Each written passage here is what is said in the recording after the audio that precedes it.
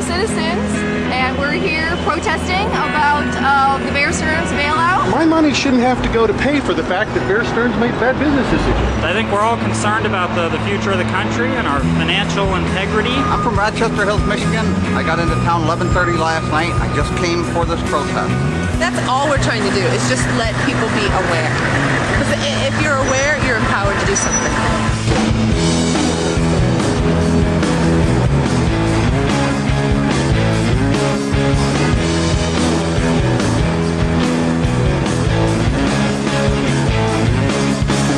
And who loses out here? We do. Basically, everybody in America paid $300 to JP Morgan to buy Bear Stearns. Without having a decision whether or not we wanted to do that. Taxation without representation. Isn't that why we had the revolution? I mean, if I make bad investments, am I going to be able to go and get somebody to bail me out? Exactly. You should be very angry, or at least mildly irritated. I don't think it's fair. It is, in fact, unconstitutional.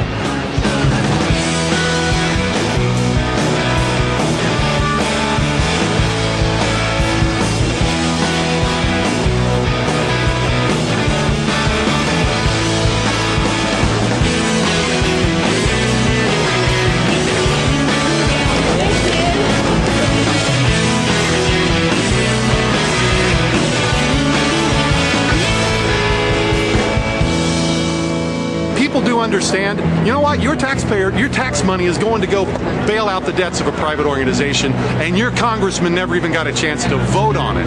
U.S. taxpayer in the end, the Treasury, is going to wind up footing the bill for all of the bad mistakes that Wall Street firms have made. All the debts that we're bringing up, my kids are going to inherit.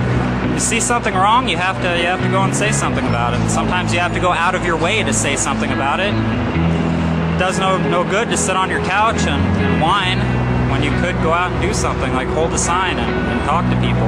Are we in a very difficult financial situation because a whole bunch of private banks came up with some extremely exotic financial instruments that are frankly so complicated that nobody understands them? Yeah, we're in a mess. How do we get out of it? Well, we could start by telling the truth. Our kids are going to pay the price.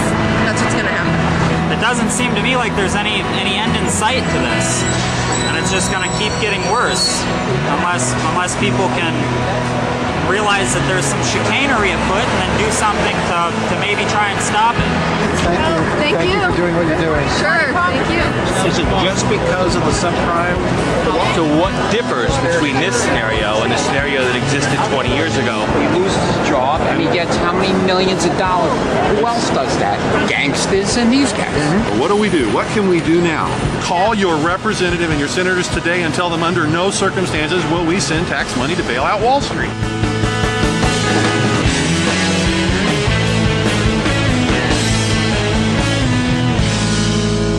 Call your congressman and give him hell.